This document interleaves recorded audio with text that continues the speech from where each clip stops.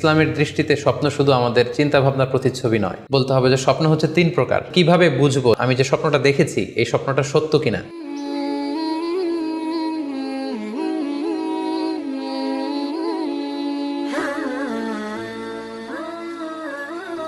আসসালামু আলাইকুম ওয়া রাহমাতুল্লাহি ওয়া বারাকাতুহু। নাহমাদুহু ওয়া নুসাল্লি আলা রাসূলিহিল কারীম।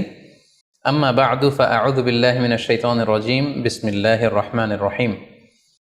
প্রিয় দিনী ভাই এবং বোনেরা, আজকে আমরা স্বপ্ন নিয়ে কথা বলবো। ইসলামে স্বপ্নের গুরুত্ব এবং তাৎপর্যের ব্যাপারে আমরা প্রায়ই অনেকের কাছ থেকে শুনে থাকি যে তারা ভয়ঙ্কর কিছু স্বপ্ন দেখে থাকেন, এবং অনেকে স্বপ্ন দেখে এই স্বপ্নের ব্যাখ্যা কি হতে পারে বা তাবির কি হতে পারে সেটি জানবার জন্য অনেক সময় আমাদের শরণাপন্ন হন, বা অনেক মানুষ অনেক ধরনের স্বপ্ন দেখে থাকেন। এ ব্যাপারে আমাদের কাছে ওনারা জানতে চান যে এই স্বপ্নের মানে কি, এটার তাৎপর্য কি, এটা অর্থবহ কিনা, বা তাদের কি করা উচিত। তো সেজন্য আজকে আমরা এই স্বপ্ন নিয়ে the significance of dream in Islam এই ব্যাপারে বিস্তর আলোচনা করবার চেষ্টা করব। আমা তাওফিকি ইল্লা বিল্লাহ। আজকে বেসিকলি স্বপ্নের ব্যাপারে আমরা 10টি পয়েন্টে কথা উপস্থাপন করবার চেষ্টা করব। সেগুলো হচ্ছে, প্রথমে আমরা জানবো স্বপ্নের গুরুত্ব ও তাৎপর্যের ব্যাপারে, তারপর জানবো স্বপ্নের প্রকারভেদ, ভালো স্বপ্ন দেখলে করণীয়, খারাপ স্বপ্ন দেখলে করণীয়, তারপর কোন ধরনের স্বপ্নের ব্যাখ্যা প্রয়োজন এবং কোন স্বপ্নের ব্যাখ্যা প্রয়োজন নেই, সত্য স্বপ্নের আলামত অথবা কিভাবে বুঝবো যে আমার স্বপ্নটা অর্থবহ কিনা, স্বপ্নের ব্যাপারে কিছু ইসলামী দিক নির্দেশনা, স্বপ্নে আল্লাহ রাসূল সাল্লাল্লাহু আলাইহি সাল্লামকে দেখা প্রসঙ্গে, যুগে যুগে স্বপ্ন ব্যাখ্যায় কারা পারদর্শী ছিলেন, এবং সবশেষে কোরআন সুন্নাহর আলোকে বিভিন্ন প্রতীক বা চিহ্নের দিকে খেয়াল রেখে স্বপ্নের ব্যাখ্যা। এই 10টি পয়েন্টে আজকে আমরা স্বপ্ন নিয়ে আলোচনা করার চেষ্টা করব ইনশাআল্লাহ। আমরা সাধারণত অনেকে মনে করে থাকি যে স্বপ্ন হচ্ছে নিছক একটি স্বপ্ন বা এটা কল্পনাপ্রসূত বিষয়। মুমিনের জীবনে বা বিশ্বাসীর জীবনে স্বপ্ন শুধু নিছক স্বপ্ন নয়, বরং এটা মুমিন জীবনে অনেক অর্থবহ এবং তাৎপর্যপূর্ণ। মুমিন জীবনে এটা একটা ভালো স্বপ্ন হতে পারে আল্লাহ তাআলার পক্ষ থেকে কোনো ধরনের সুসংবাদ কিংবা দিক নির্দেশনা, কিংবা হতে পারে বান্দার প্রতি সতর্কবাণী। একচোখা বস্তুবাদীরা বলে থাকে আমরা যখন ঘুমাই তখন মস্তিষ্ক আমাদের স্মৃতিগুলো নিয়ে নাড়াচাড়া করে, আমাদের স্মৃতিগুলোকে পুনর্বিন্যাস করে, আর সেটাই আমাদের কাছে স্বপ্ন হিসেবে ধরা দেয়। অর্থাৎ তারা বলতে চায় যে স্বপ্ন হচ্ছে ঘুমের ঘোরে আমাদের দৈনন্দিন জীবনে ঘটে যাওয়া আমাদের চিন্তা বা ভাবনার প্রতিচ্ছবি। কিন্তু ইসলামের দৃষ্টিতে স্বপ্ন শুধু আমাদের চিন্তা ভাবনার প্রতিচ্ছবি নয়, এটা হতে পারে আল্লাহ তাআলার পক্ষ থেকে সুসংবাদ, হতে পারে গ্ল্যাড টাইডিংস কিংবা সতর্কবাণী। তাই এই স্বপ্নের ব্যাপারে আমাদেরকে খুব ভালো ধারণা রাখা উচিত। শুরুতে আমরা বলবো যে এর গুরুত্ব এবং তাৎপর্য কতটুকু। স্বপ্ন হচ্ছে নবুয়তের সূচনা। নবুয়তের সূচনা হয়েছিল স্বপ্নের মাধ্যমে। আল্লাহ রাসূল সাল্লাল্লাহু আলাইহি ওয়াসাল্লাম যখন নবী হিসেবে অফিসিয়ালি অ্যাসাইন্ড হন, তার আগে তিনি টানা 6 মাস স্বপ্ন দেখেছেন, যেটা সহিহ বুখারীতে এসেছে। আউয়ালু মা বুদিআ বিহি রাসূলুল্লাহি সাল্লাল্লাহু আলাইহি ওয়াসাল্লাম আর-রুইয়া আস-সাদিকা ফিন-নাওম। রাসূল সাল্লাল্লাহু আলাইহি ওয়াসাল্লামের কাছে ওহী বা রেভেলেশনের সূচনা হয়েছিল স্বপ্নের মাধ্যমে। ফাকানা লা ইয়ারা রুইয়া ইল্লা জাআত মিসলা ফালাকিস সুবহি। আর রাতে স্বপ্নে রাসূল সাল্লাল্লাহু আলাইহি ওয়াসাল্লাম যা দেখতেন, দিনের বেলা সেটা প্রভাতের সূর্য কিরণের ন্যায় রাসূল সাল্লাল্লাহু আলাইহি ওয়াসাল্লামের কাছে সুস্পষ্ট হয়ে যেত। অর্থাৎ যা তিনি রাতে দেখতেন স্বপ্নে, দিনের বেলা সেটাই হুবহু ঘটে যেত। তো এই হাদিস থেকে আমরা বুঝতে পারি যে স্বপ্ন হচ্ছে ওহীর সূচনা, অর্থাৎ ওহীর সূচনাটা হয়েছিল স্বপ্নের মধ্য দিয়ে। পাশাপাশি আমরা জানি যে ইব্রাহিম আলাইহিস সালাম উনি স্বপ্নে দেখেছিলেন যে উনি ওনার কলিজার টুকরো সন্তান ইসমাঈল আলাইহিস সালামকে জবাই করছেন, যেটা সূরাতুস সাফফাতের 102 নম্বর আয়াতে আল্লাহ তাআলা আমাদেরকে বলছেন। ইব্রাহিম আলাইহিস সালাম বলেছিলেন, ইয়া বুনাইয়া ইন্নী আরা ফিল মানামি আন্নী আযবাহুক ফানজুর মাযা তারা। অর্থাৎ, হে আমার সন্তান ইসমাইল, আমি স্বপ্নে দেখেছি যে আমি তোমাকে জবাই করছি, এখন তোমার অভিমত কি, তোমার অপিনিয়ন কি? সাইয়েদনা ইসমাঈল আলাইহিস সালাম বলেছিলেন, ইফআল মা তুমার সাতাজিদুনি ইনশাআল্লাহু মিনাস সাবিরিন। মানে বাবা, আপনি স্বপ্নে যা দেখেছেন আপনি সেটাই করেন, আপনি আমাকে ধৈর্যশীলদের অন্তর্ভুক্ত পাবেন। ছেলের এই মন্তব্য শুনে সাইয়েদনা ইব্রাহিম আলাইহিস সালাম একটি ধারালো ছুরি নিয়ে সাইয়েদনা ইসমাঈল আলাইহিস সালামকে শুইয়ে দিয়ে জবাই করতে শুরু করলেন। তো এই ঘটনা থেকে বোঝা যায় নবীদের স্বপ্ন এটা সাধারণ কোনো স্বপ্ন নয়, এটা ওহীর অন্তর্ভুক্ত। নবীদের স্বপ্ন যদি নিছক স্বপ্নই হতো তাহলে একটা স্বপ্নের উপর ভিত্তি করে সাইয়েদনা ইব্রাহিম আলাইহিস সালাম ওনার সন্তানকে জবাই করার জন্য উদ্যত হতেন না। তার মানে বোঝা গেল নবীদের স্বপ্ন হচ্ছে এটা মিন ওয়াহিল্লাহ, এটা আল্লাহ তাআলার পক্ষ থেকে নবীদের প্রতি ওয়াহি। পাশাপাশি আল্লাহ রাসূল সাল্লাল্লাহু আলাইহি ওয়াসাল্লাম যখন মক্কার কাফিরদের দ্বারা অত্যাচারিত হয়ে মদিনায় হিজরত করেছিলেন, মদিনায় যাওয়ার প্রায় 6 বছর পরে 6ষ্ঠ হিজরিতে তিনি স্বপ্ন দেখলেন যে তিনি আবার মক্কায় ফিরে গিয়েছেন।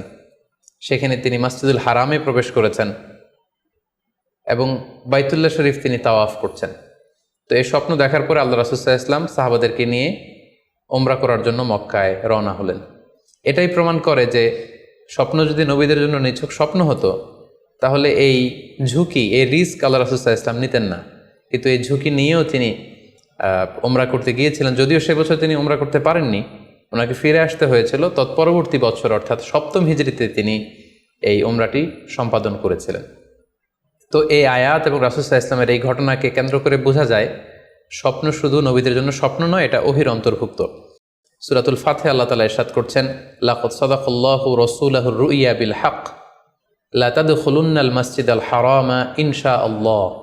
অর্থাৎ আল্লাহ তাআলা আপনার স্বপ্নকে হে নবী অবশ্যই সত্যায়ন করবেন এবং অচিরে ইনশাআল্লাহ আপনি মসজিদুল হারামে উমরা করার জন্য প্রবেশ করবেন।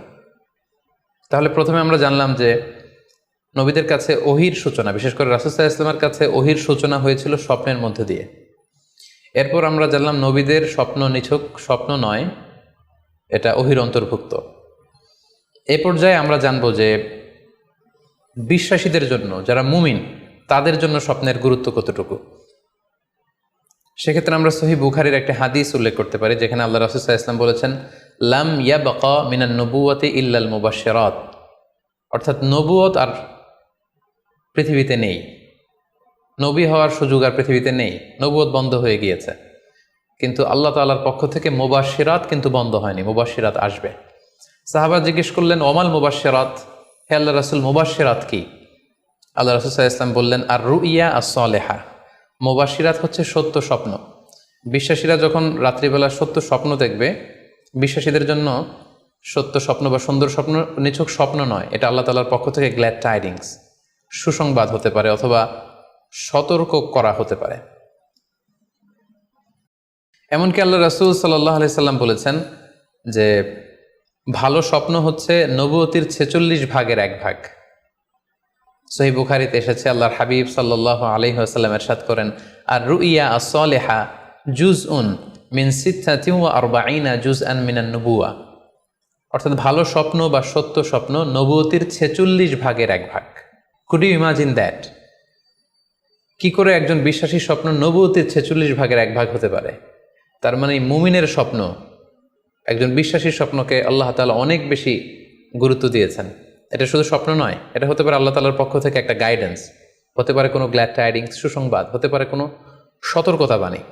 এজন্য এই স্বপ্নকে, বিশ্বাসীদের স্বপ্নকে আল্লাহ রাসূল সাল্লাল্লাহু আলাইহি ওয়াসাল্লাম নবুয়তির 46 ভাগের 1 ভাগ বলে উল্লেখ করেছেন। কেন তিনি বিশ্বাসীদের স্বপ্নকে নবুয়তির 46 ভাগের 1 ভাগ বলে উল্লেখ করলেন? এর কারণ হচ্ছে, আমরা জানি যে আল্লাহ রাসূল সাল্লাল্লাহু আলাইহি সাল্লাম তিনি নবী হয়েছিলেন কত বছর বয়সে? জি, 40 বছর বয়সে। এবং তিনি পৃথিবী থেকে ইন্তেকাল করেছিলেন 63 বছর বয়সে। অর্থাৎ ওনার নবুয়তির পুরো ডিউরেশনটা ছিল 23 বছর। তাহলে নবুয়তির সময়সীমা ডিউরেশন ছিল 23 বছর। আর নবুয়তি প্রাপ্তির আগে তিনি টানা 6 মাস শুধু স্বপ্ন দেখতেন। তাহলে এই 6 মাসকে যদি আমরা 23 বছর দিয়ে 23 বছরের উপর ভাগ করি, তাহলে এটা 46 ভাগের 1 ভাগ হয়। এবং সে কারণে আল্লাহ রাসূল সাল্লাল্লাহু আলাইহি সাল্লাম সত্য স্বপ্নকে নবুয়তির 46 ভাগের 1 ভাগ বলে ঘোষণা করেছেন। এই পর্যায়ে আমরা জানব স্বপ্নের প্রকার ভেদের ব্যাপারে। খুব সোজা সাপটা যদি বলতে হয়, তাহলে বলতে হবে যে স্বপ্ন হচ্ছে 3 প্রকার। একটা হচ্ছে আল্লাহ তাআলার পক্ষ থেকে, যেটা আল্লাহ দেখান। আরেকটি হচ্ছে শয়তানের পক্ষ থেকে, যেটি শয়তান মানুষকে দেখায়। আরেকটি হচ্ছে নিজের পক্ষ থেকে, অর্থাৎ সারাদিন আপনি যেটা নিয়ে কনসার্নড, সারাদিন আপনি আপনার চিন্তা ভাবনার মধ্যে যেই জিনিসটাকে স্থান দেন, সেটাই আপনি রাত্রিবেলা দেখেন। অর্থাৎ দিনের বেলা হয়তো কেউ খেলাধুলা নিয়ে খুব ব্যস্ত, সে খুব ফুটবল পছন্দ করে, সারাদিন ফুটবল খেলে। দেখা যাবে যে রাতের বেলাও সে স্বপ্নে দেখছে যে সে ফুটবল খেলছে, অথবা স্টেডিয়ামে যে সে ফুটবল খেলা দেখছে। দিনের বেলা হয়তো সে বাজারে যে ব্যবসা বাণিজ্য করে, রাতেও হয়তো দেখা যাচ্ছে সে যে জিনিসপত্র কিনছে, দরদাম করছে। সো এটা তার পক্ষ থেকে। তাহলে বেসিকলি স্বপ্ন হচ্ছে 3 ধরনের। একটা আল্লাহর পক্ষ থেকে, একটা শয়তানের পক্ষ থেকে, আরেকটা হচ্ছে নিজের পক্ষ থেকে, যেটা আমরা সহি মুসলিমের একটি বর্ণনা থেকে জানতে পারি, যেখানে আল্লাহ রাসূল সাল্লাল্লাহু আলাইহি ওয়াসাল্লাম ইরশাদ করছেন, আর রুইয়া সালাসা, স্বপ্ন হচ্ছে 3 ধরনের। ফারুইয়া as-সালিহা বুশরা মিনাল্লাহ, যেটা ভালো স্বপ্ন সেটা হয় আল্লাহর পক্ষ থেকে। ওয়া রুইয়া তাহজিনুন মিনাশ শাইতান, আরেকটা স্বপ্ন থাকে যেটা শয়তানের পক্ষ থেকে, সেটা ভয় দেখানো হয়। ভয়ঙ্কর যদি কোনো দুঃস্বপ্ন দেখে থাকেন তাহলে এটা আল্লাহর পক্ষ থেকে নয়, এই স্বপ্নটা শয়তানের পক্ষ থেকে। আরেকটি হচ্ছে রুইয়া মিম্মা ইউহাদ্দিসুল মারউ নাফসাহু, আরেকটি স্বপ্ন ব্যক্তি সে নিজের সাথে নিজে স্বপ্নে হয়তো কথা বলে বা এমন কিছু দেখে যেটা সুসংবাদও নয়, যেটা ভয়ঙ্করও কিছু নয়, বরং সারাদিন সে যে বিষয়টি নিয়ে চিন্তা ভাবনা করতো রাতে সেটার একটা প্রতিচ্ছবি, সেটাই সে দেখতে পাচ্ছে। এটা হচ্ছে নিজের পক্ষ থেকে স্বপ্ন। তাহলে খুব সহজে আমরা এভাবে বলতে পারি যে স্বপ্ন 3 প্রকার, একটা হচ্ছে রাহমানি, আর একটা হচ্ছে শাইতানি, আর একটা হচ্ছে নাফসানি। আই রিপিট, আমি আবার বলছি, স্বপ্নের প্রথম প্রকার হচ্ছে রাহমানি, দ্বিতীয় প্রকার হচ্ছে শাইতানি, তৃতীয় প্রকার হচ্ছে নাফসানি। যেটা রাহমানি সেটা রহমানের পক্ষ থেকে আল্লাহ দেখান, আর যেটা শয়তানি সেটা শয়তানের পক্ষ থেকে, শয়তান ভীতিকর পরিবেশ তৈরি করার জন্য বা ভয় দেখানোর জন্য যেটা দেখায়।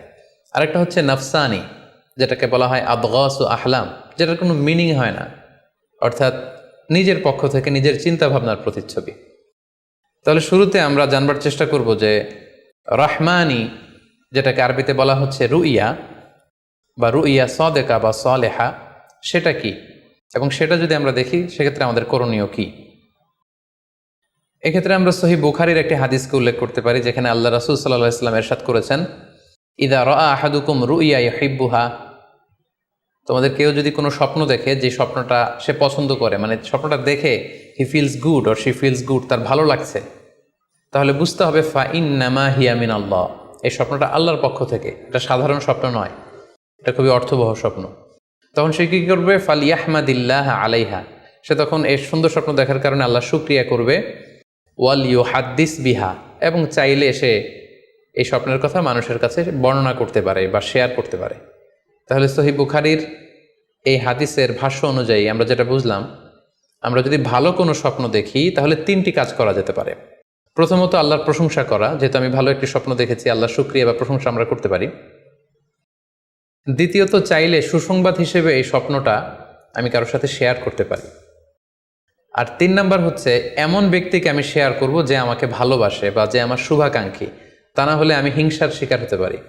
কারণ আন-নি'মাতু মাহসুদা, যে কোনো ধরনের নেয়ামতি, আপনি যদি আল্লাহর কোনো বিশেষ মার্সি, ব্লেসিংস বা নেয়ামত পেয়ে ধন্য হন, এটা সবার ভালো নাও লাগতে পারে, এটা সবার অন্তরে সহ্য নাও হতে পারে, ফলে আপনি হিংসার শিকার হতে পারেন। সো ভালো স্বপ্ন দেখলে আপনি চাইলে কারোর কাছে শেয়ার করতে পারেন, সেক্ষেত্রে সে যদি আপনার শুভাকাঙ্ক্ষী হয় বা আপনাকে পছন্দ করে, আপনাকে ভালোবাসে, এরকম কাছের কারোর সাথে আপনি শেয়ার করতে পারেন।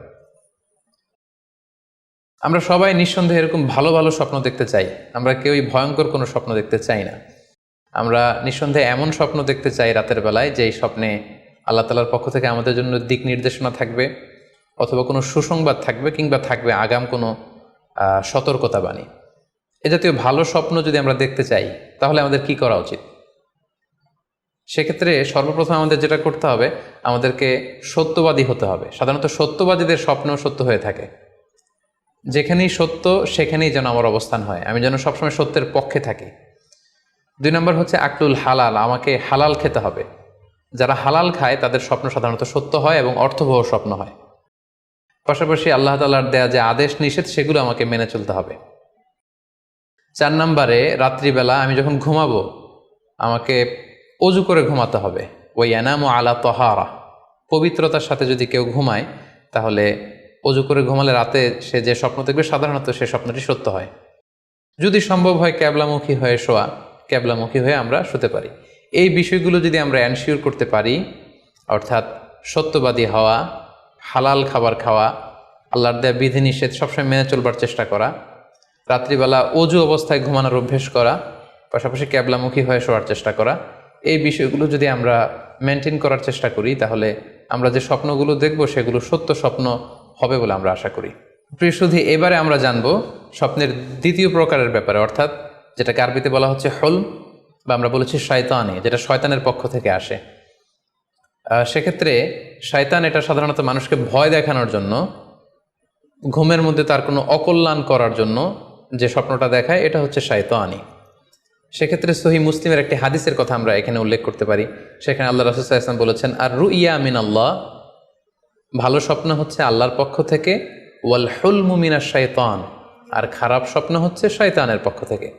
এখন কেউ যদি আমরা এই ভয়ঙ্কর স্বপ্ন রাতে দেখে ফেলি, যেটাকে আমরা নাইট মেয়ার বলি বা হরর ড্রিম বলি, ভয়ঙ্কর স্বপ্ন বা দুঃস্বপ্ন, যেটা দেখে আমরা খুব হাঁপিয়ে উঠি, আমাদের শ্বাস প্রশ্বাসের গতিবিধি বেড়ে যায়, আমরা খুব ভয় পাই, প্রচণ্ড ভয়ে আমরা আতকে উঠি এবং ঘুম ভেঙে যায় আমাদের, এরকম ভয়ঙ্কর স্বপ্ন যদি আমরা দেখি তখন আমরা কি করব? এ ব্যাপারে কি ইসলামের কোনো দিক নির্দেশনা আছে? হ্যাঁ, অবশ্যই দিক নির্দেশনা আছে। সেক্ষেত্রে আমরা সহিহ মুসলিমের একটি হাদিস উল্লেখ করতে পারি এখানে, যেখানে আল্লাহ রাসূল সাল্লাল্লাহু আলাইহি ওয়াসাল্লাম বলেছেন, ইযা রাআ আহাদুকুম আর রুইয়া ইয়াকরাহুহা, তোমাদের কেউ যদি রাতে এমন কোনো স্বপ্ন দেখে যেটা সে অপছন্দ করে, মানে ভয়ঙ্কর ভীতিকর দুঃস্বপ্ন যদি সে দেখে, তাহলে ফাল ইয়াবসুক আন ইয়াসারিহি সালাসান, সে যেন তার বাম দিকে 3 বার থুতু ফেলে। ওয়াল ইস্তাইয বিল্লাহি মিনাশ শাইতানি সালাসান, আর সে যেন শয়তানের ব্যাপারে আল্লাহ তাআলার কাছে 3 বার পানাহা চায় বা আশ্রয় প্রার্থনা করে।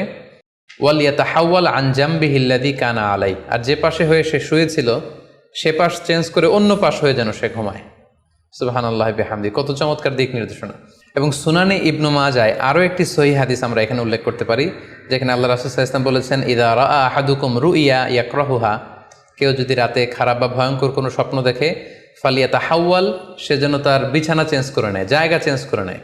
অর্থাৎ সে যে বিছানায় শুয়েছিল সেখানে না, সে অন্য কোথাও শোবে, অথবা যেই টার্নে শুয়েছিল অন্য টার্নে চলে যাবে, ডানে হলে বায়ে, বায়ে হলে ডানে।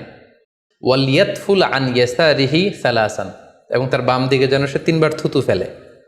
ওয়াল ইয়াসআলিল্লাহ মিন খায়রিহা ওয়াল ইয়াতাআওয়ায মিন শাররিহা, এবং সে যেন এই স্বপ্নের ভালো দিকটা আল্লাহ তাআলার কাছে কামনা করে, এবং এই স্বপ্নের মন্দ বা অকল্যাণকর দিক থেকে যেন সে আল্লাহ তাআলার কাছে পানাহা চায়। সম্মানিত সুধীমণ্ডলী, এই হাদিস দুটির আলোকে আমরা বুঝতে পারি যে কেউ যদি হরর ড্রিম বা নাইট মেয়ার, যেটাকে আমরা দুঃস্বপ্ন বা ভয়ঙ্কর স্বপ্ন বলছি, এই ধরনের স্বপ্ন অনেকেই দেখে থাকে এবং আমাদের কাছে প্রায়ই বলে যে সে দুঃস্বপ্ন দেখে রাতের বেলা, ভয়ে সে ভড়কে যায়, আতকে ওঠে, ঘুম ভেঙে যায়। এ জাতীয় দুঃস্বপ্ন যদি আপনারা কেউ দেখেন, সেক্ষেত্রে এই হাদিসের আলোকে আমরা বলতে পারি যে আপনি 6টি কাজ করবেন। 1 নম্বর হচ্ছে আপনি বাম দিকে 3 বার থুতু ফেলবেন। 2 নম্বর হচ্ছে 3 বার আপনি তাআউজ পড়বেন, অর্থাৎ আপনি পড়তে পারেন আউযু বিল্লাহি মিনাশ শাইতানির রাজিম, অর্থাৎ হে আল্লাহ, আমি বিতাড়িত শয়তানের ব্যাপারে আপনার কাছে পানাহা চাচ্ছি। অথবা আপনি পড়তে পারেন আউযু বিল্লাহি মিন শাররিহা, হে আল্লাহ, আমি এই শয়তানের অকল্যাণকর বা যে এভিল সাইড আছে, খারাপ দিক আছে, এই ব্যাপারে আমি আপনার কাছে পানাহা চাচ্ছি। 3 বার আপনি এটা পড়বেন। 3 নম্বরে আপনি যদি আপনার ঘুমকে আবারও কন্টিনিউ করতে চান, তাহলে বা দিকে থেকে যদি স্বপ্ন দেখেন, তাহলে আপনি ডান দিকে টার্ন করবেন। আপনি ডান কাতে ঘুমাচ্ছিলেন এরকম যদি হয়, তাহলে বাম দিকে আপনি সরে যাবেন, অথবা যেখানে শুয়েছিলেন ওই জায়গাটা চেঞ্জ করে অন্য কোথাও শোবেন। 4 নাম্বার হচ্ছে আপনি যদি ঘুম আর কন্টিনিউ করতে না চান, তাহলে আপনি অজু করে ফেলবেন। তাৎক্ষণিক আপনি আপনার ঘুম যদি আপনি কন্টিনিউ করতে না চান, অজু করে ফেলবেন এবং 2 রাকাত সালাত আদায় করবেন। 5 নাম্বার হচ্ছে এই স্বপ্ন আপনি কারোর সাথে শেয়ার করবেন না। এ ব্যাপারে আমরা সামনে বিস্তারিত বলছি। ভয়ঙ্কর স্বপ্ন দেখলে সাধারণত কারোর সাথে শেয়ার করবেন না। যদি শেয়ার করতে হয়, তাহলে প্রলিফিক স্কলার, ভালো আলেম, যার এলেম আছে, যার আমল আছে, এরকম লোক, কিংবা আপনার ওয়েল উইশার যারা আছে, আপনার শুভাকাঙ্ক্ষী, এরকম কারোর সাথে শেয়ার করতে পারেন। 6 নাম্বার, যদি সুযোগ হয় আপনি কিছু চ্যারিটি করে যেতে পারেন, দান করে যেতে পারেন, কারণ সাদাকাতু তারুদ্দুল বালা, দান করলে, চ্যারিটি করলে এটা মানুষের বিপদ বা বালা মুসিবতকে দূর করে দেয়। এ পর্যায়ে আমরা শুনবো স্বপ্নের 3 নম্বর প্রকারের ব্যাপারে, অর্থাৎ যেটাকে আমরা বলেছিলাম আদগাস ও আহলাম বা নাফসানি। এটা আল্লাহ তাআলাও দেখান না, যেটা শয়তানও ভয় দেখানোর জন্য দেখায় না, বরং এটা আমার চিন্তা ভাবনার প্রতিচ্ছবি। এটা সাধারণত অর্থহীন স্বপ্ন আমরা বলে থাকি, এটার কোনো অর্থ হয় না, বা আমার কল্পনা প্রসূত স্বপ্ন। সারাদিন আমি যেটা নিয়ে ভাবি, যেটা নিয়ে আমি কনসার্ন বা টেন্সড, ওইটাই আমি রাতের বেলায় দেখছি। এ জাতীয় স্বপ্ন যদি আমরা দেখি, তাহলে এই স্বপ্নের কোনো অর্থ নেই, এটাতে কোনো দিক নির্দেশনা নেই, এটা সাধারণত অর্থহীন এবং কল্পনাপ্রসূত স্বপ্ন হয়ে থাকে। এই স্বপ্নের কোনো ব্যাখ্যা হয় না। সম্মানিত সুধী, এ পর্যায়ে আমরা জানবো যে কোন স্বপ্নের ব্যাখ্যার প্রয়োজন হয় এবং কোন স্বপ্নের কোনো ব্যাখ্যার প্রয়োজন হয় না। সাধারণত ব্যাখ্যা প্রয়োজন হয় কি হয় না, এদিক থেকে স্বপ্ন 2 ধরনের। এক হচ্ছে সরিহ, মানে ডিরেক্ট ড্রিম, যেটা সুস্পষ্ট, অর্থাৎ রাতে আপনি যা স্বপ্নে দেখেছেন, দিনের বেলা সেটাই ঘটতে দেখেছেন। আপনি রাতে স্বপ্ন দেখলেন আপনার কোনো একজন কাছের লোক মারা গিয়েছে, এরপরের দিন আপনি শুনলেন আসলেই সেই ব্যক্তিটি মারা গিয়েছে। অথবা রাতের বেলা আপনি কোনো একটা ঘটনা দেখলেন, তারপরের দিন সেই ঘটনাটাই আপনি ঘটতে দেখলেন। এটাকে বলা হয় ডিরেক্ট ড্রিম, মানে সুস্পষ্ট এবং সরিহ, একেবারে স্পষ্ট স্বপ্ন। এটার কোনো ব্যাখ্যার প্রয়োজন হয় না, কারণ আপনি যা দেখেছেন সেটাই ঘটেছে। আরেকটা প্রকার হচ্ছে গয়রু সরিহ, মানে যেটা স্পষ্ট নয়, ইনডিরেক্ট ড্রিম, যেটা অস্পষ্ট। এটা হচ্ছে সিম্বলিক বা আইকনিক ড্রিম। আপনি এমন অস্পষ্ট আইকনিক বা এমন কিছু সিম্বল দেখেছেন রাতে ঘুমের ঘোরে স্বপ্নে, যেটা থেকে সুস্পষ্ট আসলে কিছু বোঝা যায় না, বরং এখানে একটা সিম্বল আছে, এখানে একটা প্রতীক আছে বা আইকন আছে।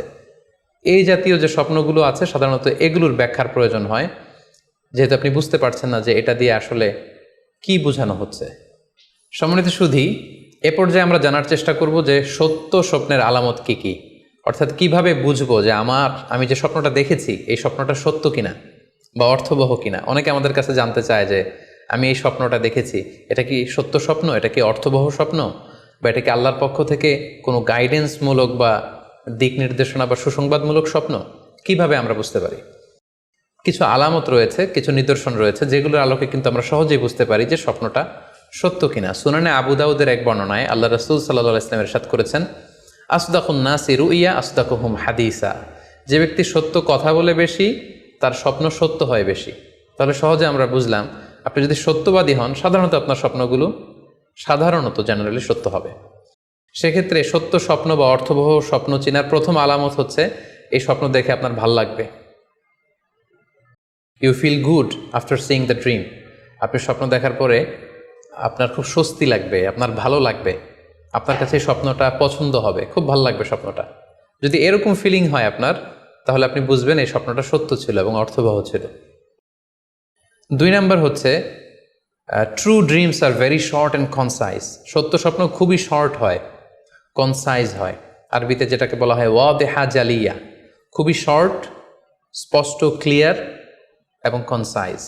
অনেকে রাতে অনেক লম্বা লম্বা স্বপ্ন দেখে, লম্বা এপিসোড দেখে, একটার পর একটা ঘটনা দেখতে থাকে, মুভির মতো লম্বা লম্বা ঘটনা সে দেখতে থাকে। এই জাতীয় লম্বা লম্বা ঘটনা যদি আপনি দেখে থাকেন রাতে, বা এপিসোড আকারে একটার পর একটা ঘটনা যেটার সাথে কোনো মিল নেই, এই জাতীয় স্বপ্নের সাধারণত কোনো অর্থ হয় না, এগুলো অর্থবহ স্বপ্ন নয়। অর্থবহ স্বপ্ন চেনার 3 নাম্বার আলামত বা সাইন হচ্ছে রিপিটেশন। অর্থাৎ একই স্বপ্ন যদি আপনি বারবার দেখেন তাহলে বুঝতে হবে এটা অর্থবহ স্বপ্ন, এবং এটার মাধ্যমে আল্লাহ তাআলা আপনাকে কোনো দিক নির্দেশনা বা গাইডেন্স দিতে যাচ্ছেন। আপনাকে বোঝার চেষ্টা করতে হবে যে আসলে আল্লাহ তাআলা আপনাকে কি বোঝাতে চাচ্ছেন। তাহলে 3 নাম্বার হচ্ছে রিপিটেশন। বারবার যদি কোনো স্বপ্ন দেখেন, এই স্বপ্নটা সত্য হবে এবং অর্থবহ হবে। এটা নট নেসেসারি যে আপনি একাই বারবার দেখেন। একজন মানুষ একটা স্বপ্ন বারবার দেখলে যেমনি অর্থবহ, পাশাপাশি একই স্বপ্ন যদি অনেকে দেখে তাহলে সেই স্বপ্নটাও অর্থবহ। অর্থাৎ আপনি একটা স্বপ্ন প্রায় দিন দেখেন, তাহলে বোঝা যাচ্ছে এটা অর্থবহ স্বপ্ন। অথবা একটা স্বপ্ন অনেক লোক একসাথে দেখেছে, তারপরের দিন একে অপরের সাথে শেয়ার করে বোঝা গেল যে সবাই একই স্বপ্ন দেখেছে, তাহলে বোঝা যাবে এটা সাধারণ স্বপ্ন নয়, এটা অর্থবহ স্বপ্ন, মিনিংফুল স্বপ্ন। যেমন এক্ষেত্রে আমরা লাইলাতুল কদরের একটা হাদিসের কথা উল্লেখ করতে পারি। সহিহ বুখারীতে এসেছে, রমাদান মাসে সাহাবারা স্বপ্ন দেখলেন, অনেক সাহাবা একসাথে স্বপ্ন দেখলেন যে ওনাদেরকে বলা হচ্ছে রমাদানের শেষ দশকের শেষ 7 দিনের যে কোনো একদিন কদর হয়ে যেতে পারে। ওনারা সবাই এসে সাহাবা রিদওয়ানুল্লাহি তাআলা আলাইহিম আজমাইন আল্লাহ রাসূল সাল্লাল্লাহু আলাইহি ওয়াসাল্লামের কাছে বললেন, ইয়া রাসূলুল্লাহ, আমি স্বপ্নে দেখেছি যে বলা হচ্ছে কদরের জন্য রমজানের শেষ 7 দিনকে তালাশ করতে। আরেকজন এসে একই কথা বলল যে ইয়া রাসূলুল্লাহ, আমি দেখেছি রমজানের শেষ 7 দিনে কদর হতে পারে।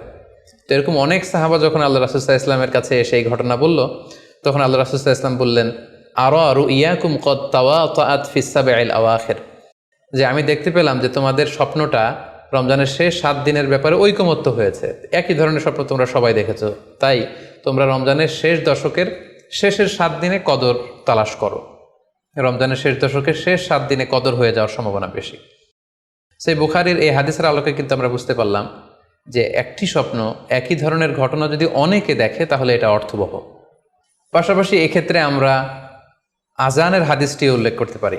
আমরা এখন নামাজের আগে যে আজান দেয়া হয়, শুরুর দিকে কিন্তু সাহাবাদের আজানের পদ্ধতি জানা ছিল না। তখন সাহাবারা আল্লাহ রাসূল সাল্লাল্লাহু আলাইহি ওয়াসাল্লামের সাথে কনসাল্ট করছিলেন যে কীভাবে আজান দেওয়া যায়, অর্থাৎ কীভাবে ঘোষণা দেওয়া যায় সালাতের জন্য। একজন সাহাবা বলল, আমরা আগুন জ্বালিয়ে দিব, আগুনের ধোঁয়া দেখে মদিনার সবাই বুঝবে যে এখন সালাতের সময়, তো সবাই চলে আসবে। আরেকজন বলল, না, প্রতিদিন আগুন জ্বালানো এটা নিরাপদ না, বরং আমরা খ্রিস্টানদের মতো বেল বাজিয়ে দিব, একজন বেল রিঙ্গার রাখবো, যে ঘন্টা বাজালে ঘন্টার আওয়াজ শুনে খ্রিস্টানদের মতো চার্চে যেমনি লোকজন আসে, বাকিরা সবাই নামাজ পড়তে চলে আসবে। তো এক একজনের এক এক পরামর্শ শুনে আল্লাহ রাসূল সাল্লাল্লাহু আলাইহি ওয়াসাল্লাম কোনো সিদ্ধান্তে আসতে পারলেন না। তারপরের দিন একজন সাহাবা চমৎকার একটি স্বপ্ন দেখলেন। তিনি স্বপ্নে দেখলেন, ওনার নাম হচ্ছে আবদুল্লাহ ইবনে যায়েদ ইবনে আব্দে রব্বি। উনি স্বপ্নে দেখলেন যে একজন লোক, খুব সম্ভবত ফেরেশতা হবেন, তার গায়ে দুইটা সবুজ রঙের জামা এবং তার হাতে বেল, ঘণ্টা। তখন তিনি ওনাকে জিজ্ঞেস করলেন, আপনি কি ঘণ্টা বিক্রি করেন? তখন স্বপ্নে সেই লোকটি বলল, ঘণ্টা দিয়ে তুমি কি করবে? তো সাহাবী বললেন যে ঘণ্টা দিয়ে আমরা নামাজের জন্য আহ্বান করব।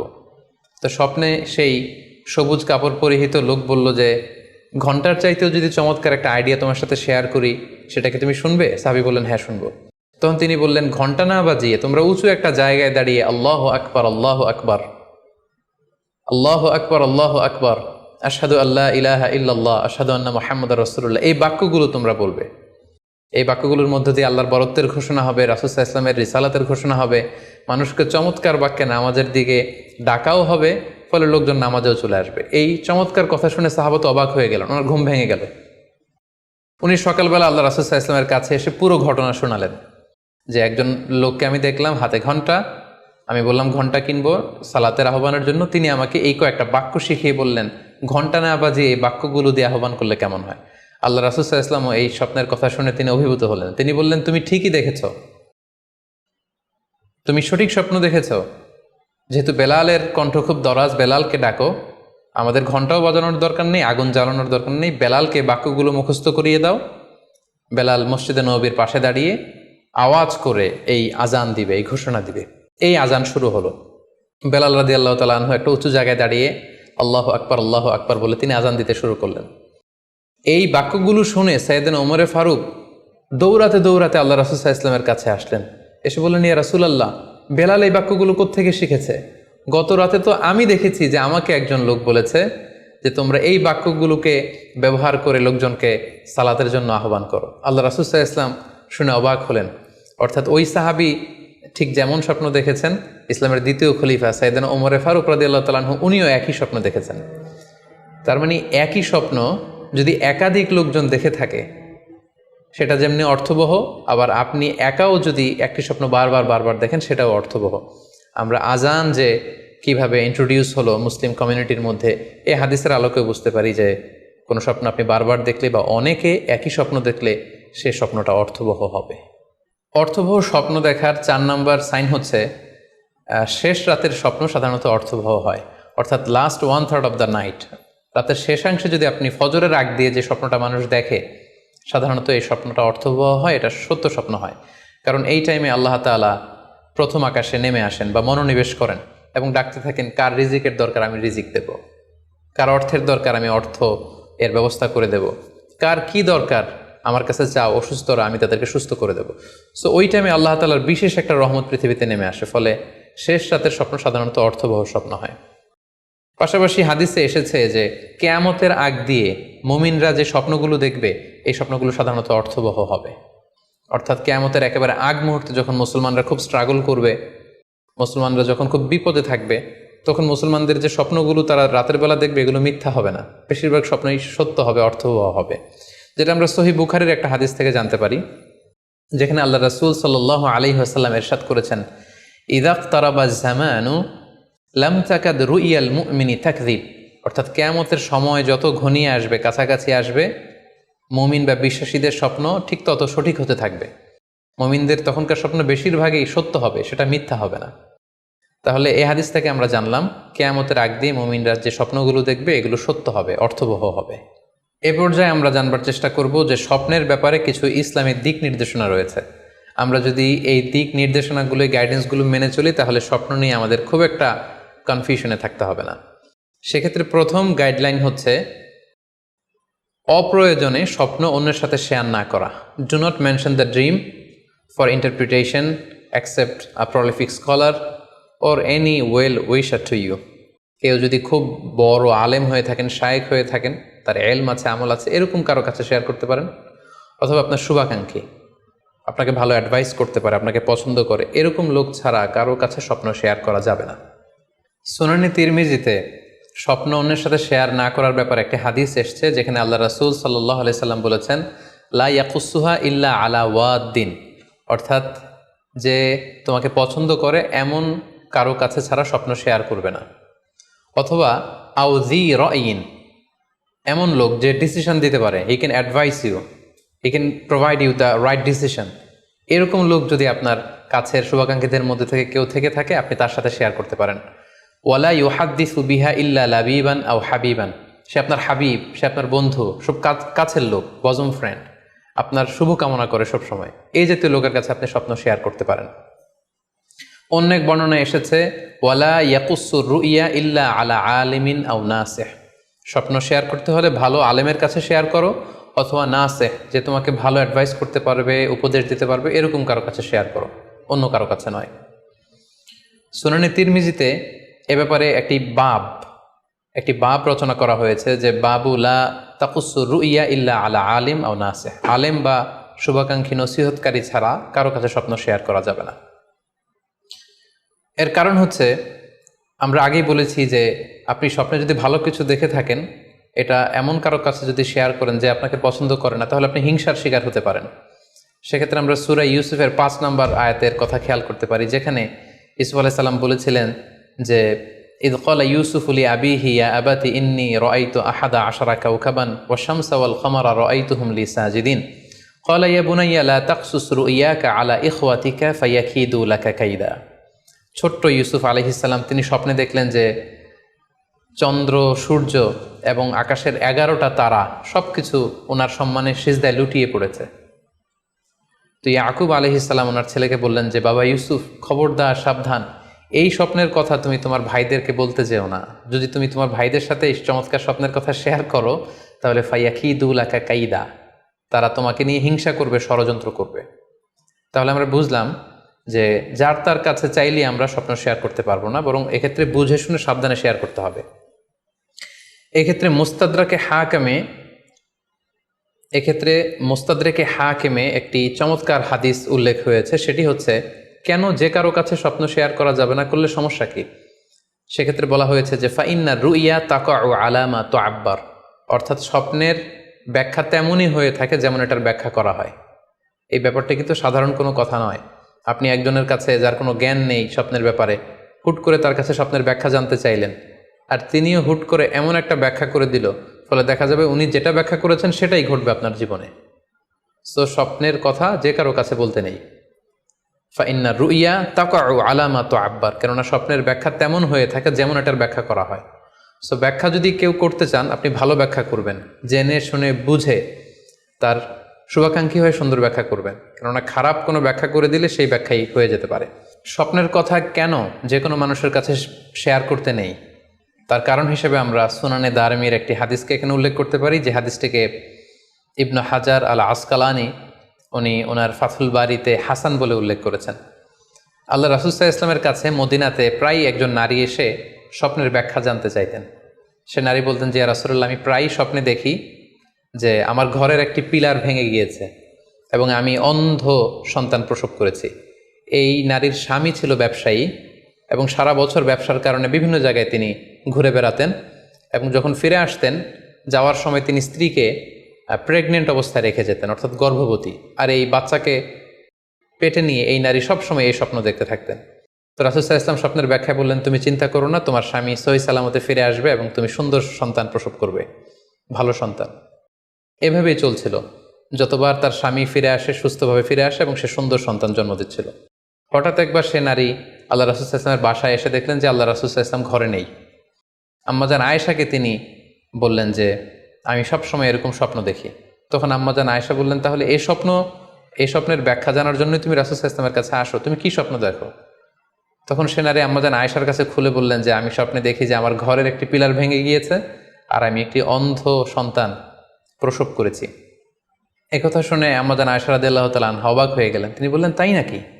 তোমার স্বপ্ন যদি সত্য হয় তাহলে ঠিকই তোমার স্বামী মারা যাবে এবং তুমি একজন ফাজের পাপাচারী সন্তান প্রসব করবে। ঠিকই দেখা গিয়েছিল তার পরের বছর তার স্বামী যখন আসলো, জীবিত আসতে পারেনি, তার স্বামী ইন্তেকাল করেছিল এবং এই নারী যে সন্তান প্রসব করেছিল সেটি ছিল একটি পাপাচারী সন্তান।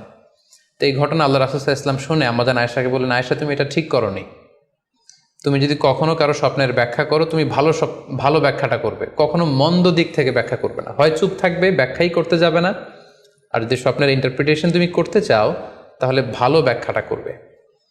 সম্মানিত শুধু এজন্য যে কারো কাছে আমরা চাইলেই স্বপ্নের কথা জানাতে পারি না, বরং সে যদি আপনার শুভাকাঙ্ক্ষী হয়, সে যদি স্বপ্ন ব্যাখ্যায় পারদর্শী হয়, সে যদি ভালো আলেম হয়, তাহলে তার কাছে আপনি স্বপ্নের ব্যাখ্যা জানতে চাইতে পারেন।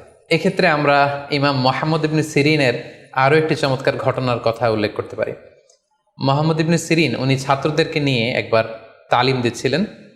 এ সময় হঠাৎ এক নারী এসে বললেন যে আমি স্বপ্নের ব্যাখ্যা জানতে চাই, মুহাম্মদ ইবনে সিরিন কোথায়? ছাত্ররা বলল উনি একটু বাইরে গিয়েছেন, আপনি স্বপ্নে কি দেখেছেন? মহিলাটি বলল যে আমি স্বপ্নে দেখেছি আমার ছেলে সাগর থেকে শুধু পানি পান করছে। হঠাৎ সেই মসজিদ থেকে এক ছাত্র বলল, তাই নাকি? আপনি যদি এই স্বপ্ন দেখে থাকেন তাহলে আপনার বাচ্চাটা মারা যাবে। ইমাম মুহাম্মদ ইবনে সিরিন পরবর্তীতে যখন আসলেন, এসে ছাত্রদের কাছে যখন জানতে পারলেন, তখন তিনি বললেন যে তুমি কেন এই স্বপ্নের ব্যাখ্যা করেছো? কারণ সাগরের লোনা পানি এটা যে সবসময় অযোগ্য, পানের অযোগ্য ব্যাপারটা এমনটা নয়, সাগরের ভেতরে তো মণিমুক্তাও আছে।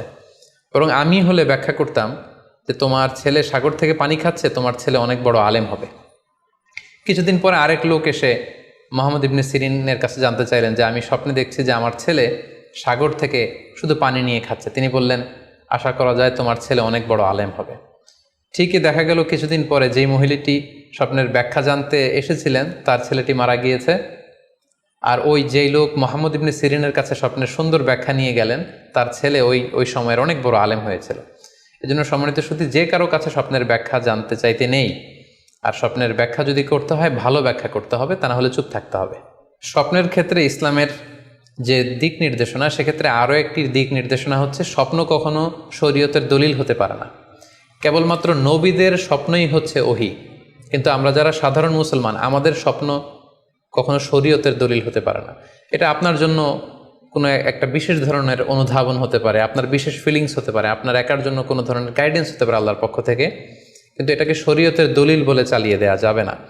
আমরা প্রায় শুনি অমুক পীর সাহেব একটা স্বপ্ন দেখেছেন এবং তার মুরিদেরা এই স্বপ্নের আলোকে বিভিন্ন কাজ করতে শুরু করেছেন, এটাকে শরীয়তের অংশ মনে করে। খুব রিসেন্টলি করোনা ভাইরাস আউটব্রেকের টাইমে মামুন মারুফ নামে এক ছেলের স্বপ্নের কথা আমরা শুনেছিলাম যে ইটালিতে সে স্বপ্ন দেখেছে করোনা ভাইরাসের সাথে কথা বলেছে। আসলে এই জাতীয় স্বপ্ন কখনো শরীয়তের কোনো সোর্স বা এভিডেন্স হতে পারে না। খুব রিসেন্টলি বুয়েট থেকে পাশ করা মুশতাক মোহাম্মদ আরমান নামে একজন লোকের কথা আমরা শুনেছি যে তিনি দাবি করেছেন তিনি ইমাম মাহাদি, এবং তিনি দাবি করেছেন যে স্বপ্নে তাকে আল্লাহ তাআলা ইমাম মাহাদি বলে পরিচয় করিয়ে দিয়েছে, ফলে লোকজন এসে তার হাতে বায়াত হচ্ছে। অথবা অনেকে দাবি করে থাকেন যে স্বপ্নে তিনি ফকিরি পেয়েছেন, স্বপ্নে এটা হয়েছে সেটা হয়েছে। এরকম কোনো ধরনের স্বপ্নই কিন্তু শরীয়তের অংশ, শরীয়তের দলিল বা এভিডেন্স হতে পারে না।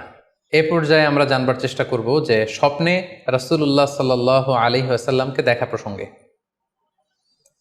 অনেকে স্বপ্নে আল্লাহ রাসূল সাল্লাল্লাহু আলাইহি ওয়াসাল্লামকে দেখেন, এবং আসলে রাসূল সাল্লাল্লাহু আলাইহি ওয়াসাল্লামকে স্বপ্নে দেখেন কিনা এ ব্যাপারে তাদের মধ্যে অনেক প্রশ্ন থেকে থাকে। এক্ষেত্রে আমরা সহিহ বুখারীর একটি চমৎকার হাদিস উল্লেখ করতে পারি, যেখানে আল্লাহ রাসূল সাল্লাল্লাহু আলাইহি ওয়াসাল্লাম ইরশাদ করেছেন, মান রাআনি ফিল মানামি ফাকাদ রাআনি, যে আমাকে স্বপ্নে দেখলো, আল্লাহ রাসূল সাল্লাল্লাহু আলাইহি ওয়াসাল্লাম নিজে বলছেন যে আমাকে স্বপ্নে দেখলো সে আসলেই আমাকেই দেখলো। কারণ ফা ইন্না শাইতানা লা ইয়াতামাসসালু ফি সূরাতি, শয়তান কখনো আমার আকৃতি, আমার শেপ ধারণ করতে পারে না। অর্থাৎ আপনি যদি রাসূল সাল্লাল্লাহু আলাইহি ওয়াসাল্লামকে স্বপ্নে দেখেন তাহলে আপনি রাসূল সাল্লাল্লাহু আলাইহি ওয়াসাল্লামকেই দেখেছেন, আপনি শয়তানকে দেখেননি। কারণ শয়তান কখনো রাসূল সাল্লাল্লাহু আলাইহি ওয়াসাল্লামের আকৃতি ধারণ করতে পারে না। তাহলে এই হাদিসের আলোকে আমরা বুঝলাম শয়তান কখনো আল্লাহ রাসূল সাল্লাল্লাহু আলাইহি ওয়াসাল্লামের আকৃতি বা শেপ ধারণ করতে পারে না। তখন প্রশ্ন হচ্ছে, আসলে আপনি রাসূল সাল্লাল্লাহু আলাইহি ওয়াসাল্লামকে দেখেছেন নাকি অন্য কাউকে দেখেছেন? শয়তান হয়তো রাসূল সাল্লাল্লাহু আলাইহি ওয়াসাল্লামের আকৃতি ধারণ করলো না, একজন সুশ্রী বয়োবৃদ্ধ সুন্দর আকৃতির মানুষের চেহারা ধারণ করে শয়তান এসে বলল যে আমি আল্লাহ রাসূল। তখন আপনি কিভাবে বুঝবেন যে আপনি রাসূল সাল্লাল্লাহু আলাইহি ওয়াসাল্লামকে দেখেছেন নাকি শয়তানের ধারণ করা অন্য কোনো মানুষের আকৃতিতে কাউকে আপনি দেখেছেন? সেক্ষেত্রে বোঝার মাধ্যম হচ্ছে আল্লাহ রাসূল সাল্লাল্লাহু আলাইহি ওয়াসাল্লামের দাড়ি কেমন ছিল, চেহারা কেমন ছিল, চুল কেমন ছিল, দৈহিক গড়ন কেমন ছিল, আকৃতি কেমন ছিল, এগুলো কিন্তু আমরা হাদিস থেকে পাই, কিংবা শামায়েলে তিরমিজিতে রাসূল সাল্লাল্লাহু আলাইহি ওয়াসাল্লামের বডি স্ট্রাকচার, ওনার চেহারা, ওনার অবয়বের ব্যাপারে বর্ণনা পাই। আপনি স্বপ্নে যাকে দেখেছেন তার চেহারা, আকৃতি এবং বর্ণনা যদি রাসূল সাল্লাল্লাহু আলাইহি ওয়াসাল্লামের দৈহিক বর্ণনার সাথে মিলে যায়, তাহলে বোঝা যাবে যে আপনি আসলেই আল্লাহ রাসূল সাল্লাল্লাহু আলাইহি সাল্লামকে দেখেছেন। কিন্তু আপনি স্বপ্নে দেখা মানুষটি, তার চেহারার সাথে যদি রাসূল সাল্লাল্লাহু আলাইহি ওয়াসাল্লামের চেহারার যে বর্ণনা সেটির সাথে যদি কোনো মিল না থাকে, যদি তার চেহারা রাসূল সাল্লাল্লাহু আলাইহি ওয়াসাল্লামের চেহারার মতো না হয়, শামায়েলে তিরমিজিতে যে বর্ণনা আছে সেরকম যদি না হয়, তাহলে বোঝা যাবে আপনি রাসূল সাল্লাল্লাহু আলাইহি ওয়াসাল্লামকে দেখেননি, বরং অন্য কাউকে দেখেছেন। এক্ষেত্রে আমরা মুহাম্মদ ইবনে সিরিনের ঘটনা উল্লেখ করতে পারি। ওনার কাছে কেউ এসে যদি বলতো যে আমি স্বপ্নে আল্লাহ রাসূল সাল্লাল্লাহু আলাইহি ওয়াসাল্লামকে দেখেছি, তখন মুহাম্মদ ইবনে সিরিন জিজ্ঞেস করতেন, তুমি কি দেখেছো বলো তো? তুমি যাকে দেখেছো তার দাড়ি কেমন, তার চেহারা কেমন, তার চোখ নাক কেমন, তার গড়ন কেমন? তখন ওই ব্যক্তি যখন বর্ণনা দিত, আর সেই বর্ণনা যখন আল্লাহ রাসূল সাল্লাল্লাহু আলাইহি ওয়াসাল্লামের আকৃতির সাথে মিলে যেত, তখন মুহাম্মদ ইবনে সিরিন বলতেন, তুমি ঠিকই স্বপ্নে আল্লাহ রাসূল সাল্লাল্লাহু আলাইহি ওয়াসাল্লামকে দেখেছো। কিন্তু ওই ব্যক্তির বর্ণনা যদি এমন হতো যে না, এর সাথে রাসূল সাল্লাল্লাহু আলাইহি ওয়াসাল্লামের হাদিসে বা শামায়েলে তিরমিজিতে রাসূল সাল্লাল্লাহু আলাইহি ওয়াসাল্লামের দেহের যে বর্ণনা, এটার সাথে কোনো মিল নেই, তখন মুহাম্মদ ইবনে সিরিন বলতেন, না, তুমি স্বপ্নে আল্লাহ রাসূল সাল্লাল্লাহু আলাইহি ওয়াসাল্লামকে দেখোনি, বরং তুমি অন্য কাউকে দেখেছো। এ পর্যায়ে আমরা জানবার চেষ্টা করব যে যুগে যুগে কারা স্বপ্ন ব্যাখ্যায় খুব পারদর্শী ছিলেন। নবীদের মধ্যে সাইয়েদনা ইউসুফ আলাইহিস সালাম, তিনি সবচেয়ে ভালো স্বপ্নের ব্যাখ্যা করতে পারতেন। সাহাবাদের মধ্যে সাইয়েদনা আবু বকর রাদিয়াল্লাহু তাআলা আনহু চমৎকার স্বপ্নের ব্যাখ্যা করতে পারতেন, এবং তাবিঈদের মধ্যে মুহাম্মদ ইবনে সিরিন চমৎকার স্বপ্নের ব্যাখ্যা করতে পারতেন। আর বলার অপেক্ষা রাখে না যে অবশ্যই আল্লাহ রাসূল সাল্লাল্লাহু আলাইহি ওয়াসাল্লাম তিনিও চমৎকার স্বপ্নের ব্যাখ্যা করতে পারতেন। সহিহ মুসলিমে, সুনানে আবু দাউদে একটি হাদিস এসছে যে আল্লাহ রাসূল সাল্লাল্লাহু আলাইহি ওয়াসাল্লাম ফজরের সালাতের পরে তাসবিহ শেষে সাহাবাদের কাছে জানতে চাইতেন যে গতকাল রাতে কে কি স্বপ্ন দেখেছো আমার কাছে বলো, আমি সেই স্বপ্নের ইন্টারপ্রিটেশন তোমাদেরকে জানাবো। কানা নবী সাল্লাল্লাহু আলাইহি ওয়াসাল্লাম ইযা সাল্লা সুবহা আকবালা আলাইহিম বিওয়াজহিহি ফাকালা হাল রাআ আহাদুম মিনকুম আল বারিহাতা রুইয়া। সহিহ মুসলিমের বর্ণনা, ফজরের নামাজের পর তিনি প্রত্যেকদিন জিজ্ঞেস করতেন, গতকাল রাতে কেউ কি কোনো ভালো স্বপ্ন দেখেছো? কেউ কি কোনো স্বপ্ন দেখেছো? আমার কাছে উল্লেখ করো, আমি এটার ব্যাখ্যা করে দেব। সম্মানিত সুধী, আমরা বলছিলাম যে ইউসুফ আলাইহিস সালাম খুব ভালো স্বপ্নের ব্যাখ্যা করতে পারতেন, এবং সূরা ইউসুফের 111 নম্বর আয়াতে ব্যাপারে আল্লাহ উল্লেখ করেছেন সাইয়েদনা ইউসুফ আলাইহিস সালামের কথা, যে তিনি বলেছেন, রব্বি কদ আতাইতানি মিনাল মুলকি ওয়া আল্লামতানি মিন তা'ওয়িলিল আহাদিস। মানে, হে আমার রব, আপনি আমাকে রুলিং পাওয়ার দিয়েছেন, এবং আপনি আমাকে you taught me how to interpret the dreams, কিভাবে স্বপ্নের ব্যাখ্যা করতে হয় এটা আপনি আমাকে শিক্ষাদান করেছেন। এবং সূরা ইউসুফে আমরা জানি যে 3টি স্বপ্নের কথা সেখানে উল্লেখ রয়েছে। ইউসুফ আলাইহিস সালাম নিজেই একটি স্বপ্ন দেখেছিলেন ছোটবেলায়, তারপর 2জন প্রিজনার ইউসুফ আলাইহিস সালামের সাথে জেলখানায় ছিল, তাদের 2টা স্বপ্নের ব্যাখ্যা তিনি করে দিয়েছেন, এবং মিশরের তৎকালীন যে রাজা, কিং, সেই কিংয়ের স্বপ্নের ব্যাখ্যাও সাইয়েদনা ইউসুফ আলাইহিস সালাম করে দিয়েছিলেন। সাহাবীদের মধ্যে সাইয়েদনা আবু বকর রাদিয়াল্লাহু তাআলা আনহু চমৎকার স্বপ্নের ব্যাখ্যা করতে পারতেন, এবং আল্লাহ রাসূল সাল্লাল্লাহু আলাইহি ওয়াসাল্লাম মাঝে মাঝে ইচ্ছা করে আবু বকর রাদিয়াল্লাহু তাআলা আনহুর কাছে স্বপ্নের ব্যাখ্যা জানতে চাইতেন, এবং আবু বকর রাদিয়াল্লাহু তাআলা আনহু নিজেও মাঝে মাঝে ইচ্ছা করে রাসূল সাল্লাল্লাহু আলাইহি ওয়াসাল্লামের কাছে বলতেন যে, ইয়া রাসূলুল্লাহ, এই স্বপ্নের ব্যাখ্যাটা আমি করি। আল্লাহ রাসূল সাল্লাল্লাহু আলাইহি ওয়াসাল্লাম তখন আবু বকর রাদিয়াল্লাহু তাআলা আনহুকে স্বপ্নের ব্যাখ্যা করার অনুমতি প্রদান করতেন। এক্ষেত্রে আমরা আল খাসাইসুল কুবরা, জালালউদ্দিন সুয়ুতির লেখা, সেখানকার একটি বর্ণনার কথা উল্লেখ করতে পারি, যেখানে আল্লাহ রাসূল সাল্লাল্লাহু আলাইহি সাল্লাম আবু বকর রাদিয়াল্লাহু তাআলা আনহুর কাছে একটি স্বপ্নের উল্লেখ করলেন। বললেন, আবু বকর, আমি গত রাতে স্বপ্নে দেখেছি যে তুমি আর আমি 2জন মিলে দৌড় প্রতিযোগিতা করছি, এবং দেখলাম যে আমি তোমার 2.5 গজ সামনে, তুমি আমার 2.5 গজ পেছনে, অর্থাৎ আমি এই দৌড় প্রতিযোগিতায় বিজয় লাভ করেছি এবং তুমি আমার 2.5 হাত পেছনে। এর ব্যাখ্যা কি হতে পারে? তখন সাইয়েদনা আবু বকর রাদিয়াল্লাহু তাআলা আনহু বললেন, ইয়া রাসূলুল্লাহ, আমার মনে হচ্ছে যে আপনি আমার আগে পৃথিবী থেকে বিদায় নেবেন, এবং আপনার ইন্তেকালের 2.5 বছর পরে আমি পৃথিবী থেকে বিদায় নিব। অর্থাৎ আপনি আমার 2.5 বছর আগে পৃথিবী ছাড়বেন, আর আমি আপনার 2.5 বছর পরে পৃথিবী ছাড়ব।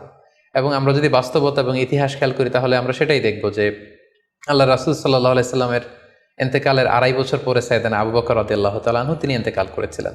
সাইয়েদনা আবু বকর রাদিয়াল্লাহু তাআলা আনহুর স্বপ্ন ব্যাখ্যার পারদর্শিতা নিয়ে আমরা এক্ষেত্রে মুস্তাদরেকে হাকিমের একটি হাদিস উল্লেখ করতে চাই, যেখানে এই হাদিসটি মুস্তাদরেকে হাকিমেও এসেছে, সুনানে আবু দাউদেও এসেছে, এবং হাদিসটি সহিহ। আম্মা জান আয়েশা রাদিয়াল্লাহু তাআলা আনহা, উনি একটি স্বপ্ন দেখলেন যে আকাশ থেকে 3টি চাঁদ ওনার ঘরে খসে পড়েছে। এবং এই স্বপ্ন দেখে তিনি ওনার পিতা আবু বকর রাদিয়াল্লাহু তাআলা আনহুকে জিজ্ঞেস করলেন যে আমি স্বপ্নে দেখেছি যে আকাশের 3টি চাঁদ এসে আমার ঘরে পড়েছে, এর ব্যাখ্যা কি হতে পারে? তখন আবু বকর রাদিয়াল্লাহু তাআলা আনহু ওনার কন্যা আম্মাজান আয়েশা রাদিয়াল্লাহু তাআলা আনহাকে বললেন যে এই স্বপ্নের ব্যাখ্যা হচ্ছে এই পৃথিবীর 3জন মানুষের কবর তোমার ঘরে অবস্থিত হবে। সুবহানাল্লাহি বিহামদি। এবং আমরা জানি যে আল্লাহ রাসূল সাল্লাল্লাহু আলাইহি ওয়াসাল্লাম যখন ইন্তেকাল করলেন তখন আল্লাহ রাসূল সাল্লাল্লাহু আলাইহি ওয়াসাল্লামকে কবর দেওয়া হয়েছিল আম্মাজান আয়েশা রাদিয়াল্লাহু তাআলা আনহার ঘরে। এবং তখন আবু বকর রাদিয়াল্লাহু তাআলা আনহু বলেছিলেন যে আয়েশা, তোমার কি মনে আছে তুমি যে একটা স্বপ্নের ব্যাখ্যা আমার কাছে জানতে চেয়েছিলে যে 3টি আকাশের চাঁদ তোমার ঘরে খসে পড়েছে, এই দেখো আল্লাহ রাসূল সাল্লাল্লাহু আলাইহি ওয়াসাল্লামের কবর তোমার ঘরে হয়েছে, তুমি জেনে রেখো যে 3টা চাঁদের শ্রেষ্ঠ চাঁদ হচ্ছে এটি। এবং আমরা এও জানি যে আবু বকর রাদিয়াল্লাহু তাআলা আনহু ইন্তেকালের পরে আম্মাজান আয়েশার ঘরেই কবর হয়েছে এবং ওমরে ফারুকের কবরও আম্মাজান আয়েশা রাদিয়াল্লাহু তাআলা আনহুর ঘরেই অবস্থিত। তাহলে এই হাদিসগুলোর আলোকে আমরা বুঝতে পারি যে সাহাবাদের মধ্যে আবু বকর রাদিয়াল্লাহু তাআলা আনহু ছিলেন স্বপ্ন ব্যাখ্যায় সবচেয়ে পারদর্শী। তাবিঈদের মধ্যে স্বপ্ন ব্যাখ্যায় সবচেয়ে পারদর্শী ছিলেন মুহাম্মদ ইবনে সিরিন। আমরা ওনার নাম প্রায় শুনে থাকি। তিনি স্বপ্ন ব্যাখ্যার ক্ষেত্রে খুব এক্সপার্ট ছিলেন। তিনি ওসমান রাদিয়াল্লাহু তাআলা আনহু যখন ইসলামের খলিফা তখন বসরা নগরীতে মুহাম্মদ ইবনে সিরিন জন্মগ্রহণ করেন এবং অনেক সাহাবা থেকে তিনি অনেক হাদিস বর্ণনা করেছেন। এবং তিনি ইমাম আবু হানিফা আলাইহি রাহমার সমসাময়িক ছিলেন। ইমাম আবু হানিফা একবার স্বপ্নে দেখলেন যে তিনি আল্লাহ রাসূল সাল্লাল্লাহু আলাইহি ওয়াসাল্লামের কবর খুঁড়ছেন অথবা কবরের লাশ বের করছেন কিংবা কাফন বের করছেন। এই স্বপ্ন দেখে ইমামুল আযম আবু হানিফা রাহিমাহুল্লাহ উনি বিচলিত হয়ে গেলেন যে আমি কি স্বপ্ন দেখলাম যে আমি রাসূল সাল্লাল্লাহু আলাইহি ওয়াসাল্লামের কবর খুঁড়ছি, সেখান থেকে কাফন বের করছি। কেউই এই স্বপ্নের ব্যাখ্যা করতে পারলেন না। তখন ইমাম মুহাম্মদ ইবনে সিরিনের কাছে যখন জানতে চাওয়া হলো তখন মুহাম্মদ ইবনে সিরিন বললেন যে হাযা রাজুলুন ইউহয়ি সুন্নাত রাসূলিল্লাহ, অর্থাৎ যে ব্যক্তি এই স্বপ্ন দেখেছে তার মাধ্যমে আল্লাহ রাসূল সাল্লাল্লাহু আলাইহি ওয়াসাল্লামের হাদিসের বা সুন্নাহর পুনর্জীবন হবে। তিনি রাসূল সাল্লাল্লাহু আলাইহি ওয়াসাল্লামের সুন্নাহগুলোকে পুনরুজ্জীবন দান করবেন, পুনরুজ্জীবিত করবেন। এবং বাস্তবে আমরা এটাই দেখেছি যে ইমাম আবু হানিফার চিন্তা, ওনার থট, ওনার মাযহাব গোটা বিশ্বে সমৃদ্ধি লাভ করেছে, মানুষ এটাকে গ্রহণ করেছে। ওনার বুদ্ধিবৃত্তিক যে চিন্তা, ওনার ফিকহি ইস্তেমবাদগুলো গোটা বিশ্বে আল্লাহ রাসূল সাল্লাল্লাহু আলাইহি ওয়াসাল্লামের হাদিসগুলোকে আরও প্রাণবন্তভাবে মুসলিম উম্মার কাছে রিপ্রেজেন্ট করেছে। আমরা আপাত দৃষ্টিতে মনে হচ্ছিল যে এটা একটা খারাপ স্বপ্ন, যে ইমাম আবু হানিফা তিনি রাসূল সাল্লাল্লাহু আলাইহি ওয়াসাল্লামের কবর খুঁড়ছেন, লাশ বের করছেন বা কাফন বের করছেন।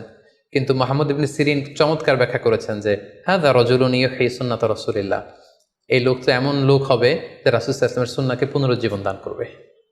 এই পর্যায়ে আমরা জানবার চেষ্টা করব যে কোরআন সুন্নাহর আলোকে বিভিন্ন সিম্বল বা প্রতীক বা চিহ্নের দিকে খেয়াল রেখে স্বপ্নের ব্যাখ্যা করা। আমরা বলেছিলাম যে কিছু কিছু স্বপ্ন আছে খুব সফিস্টিকেটেড, সিম্বলিক বা আইকনিক, যেখানে কোনো ইঙ্গিত দেয়া হচ্ছে, ইঙ্গিতবহ, এবং যেটার ইন্টারপ্রিটেশন না করলে এটা দিয়ে আসলে কি বোঝানো হচ্ছে এটা বোঝা যায় না।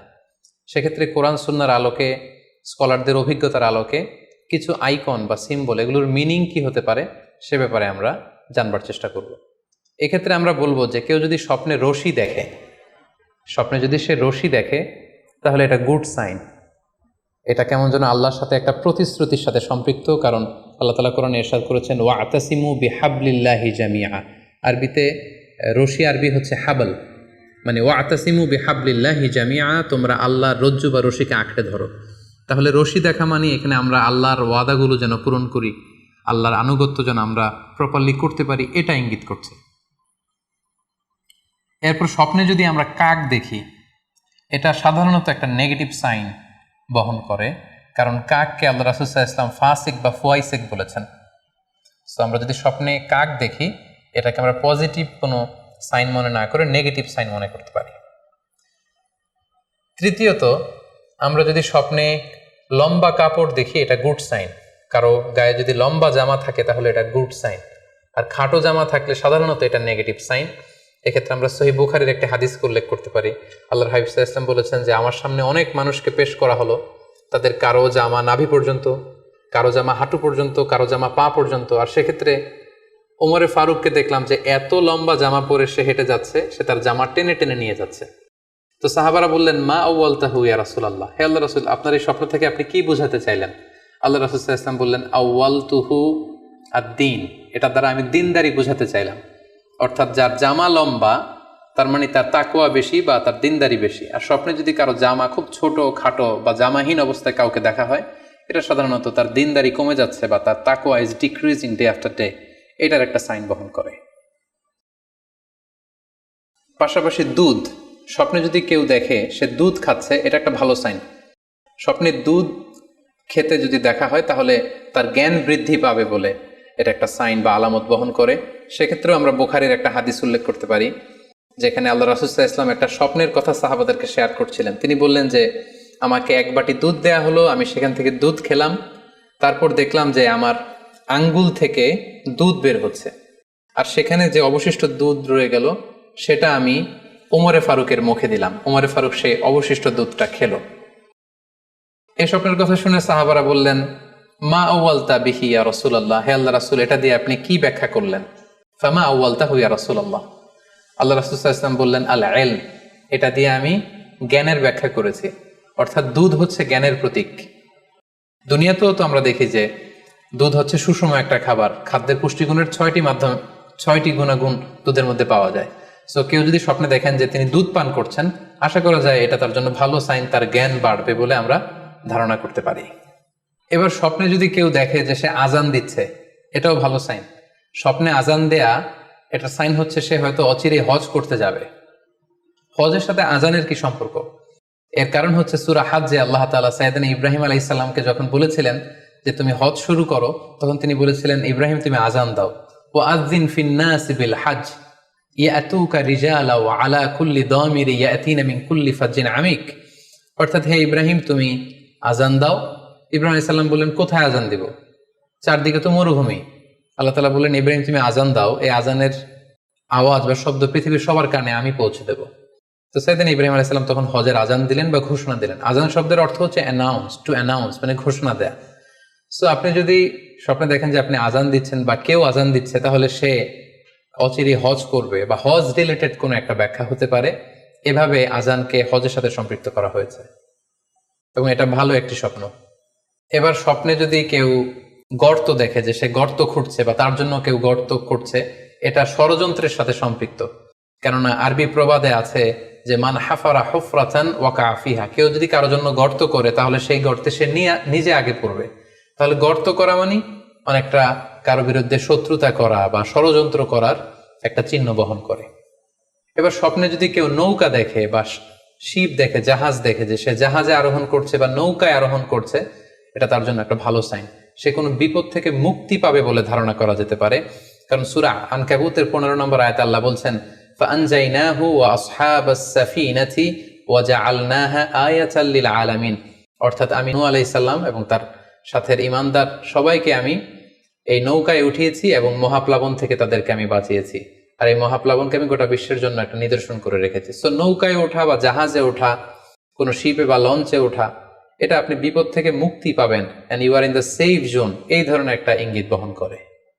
ইমাম মুহাম্মদ ইবনে সিরিনের কাছে এক লোক এসে বলল যে, ইমাম, রাআইতু কাআন্নী আহরুসু আরদান লা তুমবিত, হে ইমাম, আমি স্বপ্নে দেখেছি যে আমি একটি শস্য ক্ষেত্র চাষ করছি কিন্তু কোনো ফসল হচ্ছে না, এটার মানে কি? তিনি ব্যাখ্যা করে দিলেন, আনতা তা'জিলু আন ইমরাআতিক, অচিরেই হয়তো তোমার স্ত্রীর সাথে তোমার সেপারেশন হয়ে যেতে পারে। কারণ কোরআনে স্ত্রীকে শস্য ক্ষেত্রের সাথে তুলনা করা হয়েছে মেটাফরিক্যালি। সূরা বাকারার 223 নম্বর আয়াতে আল্লাহ বলছেন, নিসাউকুম হারসুল লাকুম ফাআতু হারসাকুম আন্না শি'তুম। অর্থাৎ তোমাদের স্ত্রীরা হচ্ছে তোমাদের শস্য ক্ষেতের মতো, তোমরা যেভাবে খুশি এই শস্য ক্ষেত্রটাকে সুন্দরভাবে চাষাবাদ করতে পারো। তাহলে শস্য ক্ষেতের সাথে বা ক্রপ ল্যান্ডসের সাথে আপনার স্ত্রীর সাথে সম্পর্ক হওয়া বা সেপারেশন হওয়া, এইভাবে ইঙ্গিত নেওয়া যেতে পারে। সবশেষে একটি ঘটনা উল্লেখ করার মধ্য দিয়ে আমরা এই সিম্বলিক বা আইকনিক ব্যাপারটা শেষ করতে চাই। সেটি হচ্ছে, ব্যক্তির ভিন্নতার কারণে কিন্তু স্বপ্নের ব্যাখ্যাও ভিন্নতা হতে পারে। ব্যক্তি ভিন্নতার কারণে স্বপ্নের ব্যাখ্যাও ভিন্ন হবে। একই স্বপ্ন দুইজন লোক দেখলো, দুইজনের স্বপ্নের ব্যাখ্যা কিন্তু দুরকম হতে পারে। সেক্ষেত্রে আমরা মুহাম্মদ ইবনে সিরিনের একটা ঘটনা উল্লেখ করতে পারি। মুহাম্মদ ইবনে সিরিনের কাছে এক লোক এসে বলল যে, আমি স্বপ্নে দেখেছি আমি আজান দিচ্ছি, এটার ব্যাখ্যা কি? উনি বললেন, তুমি হজ করতে যাবে। তার কিছুদিন পরে আরেক লোক এসে একই স্বপ্ন দেখলো, তিনি বললেন যে, আমি স্বপ্নে দেখেছি যে আমি আজান দিচ্ছি। তো তিনি বললেন, চুরিতে তোমার হাত কাটা যাবে। তো ওনার ছাত্ররা দুইজন লোকের কাছে দুই ধরনের উত্তর দেওয়ার কারণে অবাক হয়ে জিজ্ঞেস করলেন যে, হে ইমাম, একই স্বপ্ন দুইজন দেখলো, কিন্তু আপনি এক একজনকে এক এক উত্তর কেন দিলেন? তো তিনি বললেন যে, এই দুইজনকে আমি চিনি এবং তাদের ব্যক্তিগত জীবন সম্পর্কে আমি জানি। সো তাদের জীবন আচরণ, তাদের ব্যক্তিত্বের কারণে আমি দুই ধরনের ব্যাখ্যা করেছি। প্রথম জনের ব্যাখ্যা করেছি আমি সূরা হজের আলোকে, কারণ সূরা হজে আল্লাহ ইব্রাহিম আলাইহিস সালামকে বলেছেন, ওয়াজ্জিন ফিন্নাস বিল হজ, তুমি মানুষের মাঝে হজের জন্য আজান দাও, ঘোষণা দাও। সো সেই লোকটি আজান দিয়েছে, তার মানে আশা করা যায় সে হজে যাবে। আর দ্বিতীয় লোকটির স্বপ্নের ব্যাখ্যা আমি করেছি সূরা ইউসুফের আলোকে। সূরা ইউসুফে একটি আয়াত আছে, সুম্মা আযানা মুআযযিনুন আইয়াতুহাল আইর ইন্নাকুম লাসারিকুন, অর্থাৎ মিশরের কিং এর একটি পানপাত্র চুরি হয়ে গিয়েছিল। ইউসুফ আলাইহিস সালাম ইচ্ছা করে সেটা তার ভাই ইয়ামিনের খাদ্যের প্যাকেটের ভেতরে ঢুকিয়ে দিয়েছিলেন। আর তখন সেখানকার স্টাফরা বা সৈনিকেরা আজান দিয়েছিল, মানে ঘোষণা দিয়ে বলেছিল, হে ক্যারাভান, হে কাফেলার লোকেরা, তোমরা চুরি করেছো। তো তিনি মুহাম্মদ ইবনে সিরিন বললেন যে, দ্বিতীয় লোকটার ব্যাপারে আমি জানি, সে আসলে অসাধু একজন লোক, এবং তার ক্ষেত্রে সে স্বপ্নে যেহেতু আজান দিতে দেখেছে, সে কখনো হজে যাবে না, বরং সূরা ইউসুফের আলোকে চুরিতে তার হাত কাটা যাবে। তো এভাবে আমরা কোরআন সুন্নাহর আলোকে বা স্কলারদের যে অভিব্যক্তি, সেগুলোর আলোকে স্বপ্নের মধ্যে থেকে যেগুলো সিম্বলিক, আইকনিক, যেগুলো ইঙ্গিতবহ, এগুলোর ব্যাখ্যা আমরা এভাবে করতে পারি। সম্মানিত শুধু এই ছিল স্বপ্ন নিয়ে আমাদের আজকের আলোচনা। আমরা এই আলোচনা থেকে বুঝতে পারলাম যে স্বপ্ন তিন ধরনের হতে পারে। কোনোটা আল্লাহ দেখান দিক নির্দেশনার জন্য বা সুসংবাদ স্বরূপ, কোনোটা শয়তানের পক্ষ থেকে ভয় দেখানোর জন্য, আর কোনোটা হচ্ছে আমাদের চিন্তা ভাবনার প্রতিচ্ছবি। আর স্বপ্ন যতটা সম্ভব অন্যের কাছে না শেয়ার করতে পারলেই ভালো। বিশেষ করে যদি আপনি ভয়ঙ্কর দুঃস্বপ্ন দেখে থাকেন, সেক্ষেত্রে এমন লোকের কাছে আপনি শেয়ার করুন যে আপনাকে পছন্দ করে, যার কোরআন সুন্নাহর জ্ঞান আছে, যার মধ্যে এলেম আছে, আমল আছে। আর আপনারা আপনাদের কারো কাছে যদি আপনাদের ফ্রেন্ডস অ্যান্ড ফ্যামিলির কেউ বা আশেপাশের কেউ এসে যদি হুট করে তার স্বপ্নের কথা বলে দেয়, আপনি হুট করে তার ইন্টারপ্রিটেশন বা ব্যাখ্যা করতে যাবেন না। আপনি বেটার হয় যে আপনি চুপ থাকবেন, অথবা আপনি যদি ব্যাখ্যা করতে চান তাহলে ভালো ব্যাখ্যা করবেন। আল্লাহ তাআলা আমাদের সবাইকে কথাগুলো বুঝার ও আমল করার তৌফিক দান করুক। হাযা মা ইনদি ওয়াল ইলমু ইনদাল্লাহ, আলাইহি তাওয়াক্কালতু ওয়া ইলাইহি উনীব। ওয়াসসালামু আলাইকুম ওয়া রাহমাতুল্লাহি ওয়া বারাকাতুহু।